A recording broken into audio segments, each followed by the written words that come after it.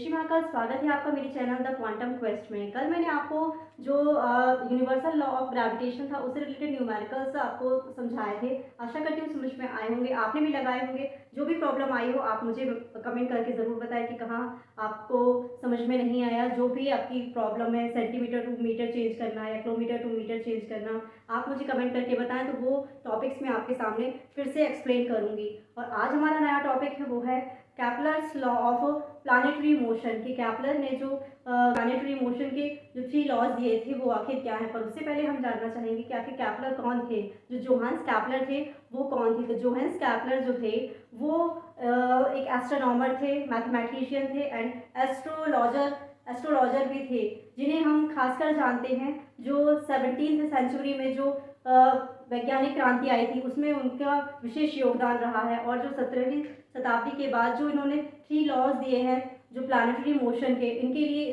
इन्हें विशेषकर जाना जाता है। जो कैप्लर थे, Johannes Kepler was 16th century astronomer who established 3 laws which govern the motion of planets around the sun। जो उन्होंने सूर्य के चारों ओर ग्रह परिक्रमा लगाते हैं उसके बारे में 3 लॉज दिए थे कि जो सूर्य के चारों ओर ग्रह परिक्रमा कर रहे हैं वो एक वृत्ताकार पथ ना होकर एक दीर्घ वृत्ताकार पथ है। इलिप्टिकल जो उनका पाथ है, इलिप्टिकल पाथ में वो मोशन करते हैं, ना कि सर्कुलर पाथ पर।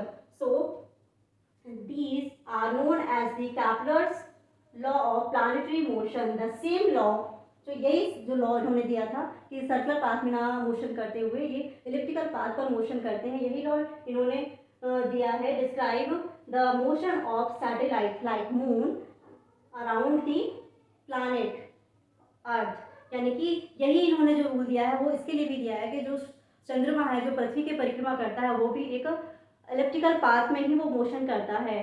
जो मोशन और जो इन्होंने इंट्रोडक्शन में मोशन दिया कि मोशन आखिर जो होता है वो कैसे होता है।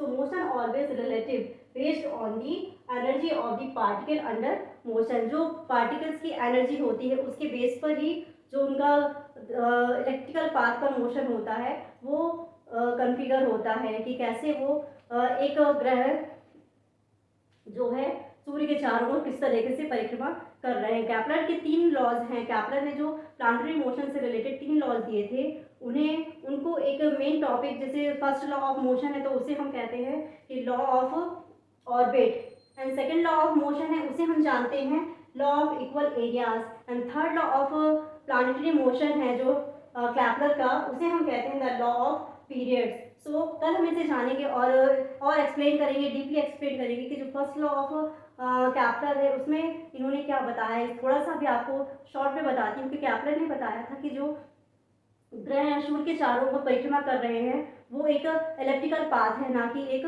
Circular path. तो इसमें क्या होता है कि इसमें 2 फोकी दिए हुए होते हैं, यानी कि फोकस इसके 2 होते हैं जब दीर्घवृत्ताकार पथ पे परिक्रमा लगता है। तो इसमें जो सूर्य है वो एक केंद्र पर स्थित रहता है, ना कि उनके सेंटर पर एक केंद्र पर स्थित रहेगा।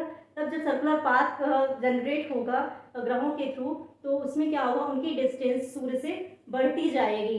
इसके आगे मैं और आपको डीपली एक्सप्लेन करूंगी कल हम फिर मिलेंगे इसी टॉपिक के साथ। तब तक के लिए नमस्कार।